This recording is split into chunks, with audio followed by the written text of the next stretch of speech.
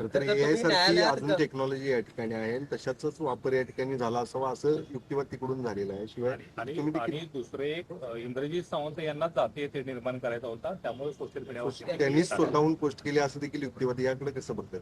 नाही बघा, सोशल मीडियावर जेव्हा त्यांचं कॉन्व्हर्सेशन रात्री 12 नंतर झालेलं आहे, आता साधारणतः एखादा अनोळखी माणूस दुसऱ्याला, अनोळखी व्यक्तीला रात्री 12 नंतर काही कॉल करत नाही. खूप अर्जंट असेल किंवा रक्त पाहिजे, अशा रेअर गटाचा आहे, ते तुमच्याचकडे आहे, तुम्ही द्या म्हणून रात्री फोन करू शकतो एखाद्या वेळेस.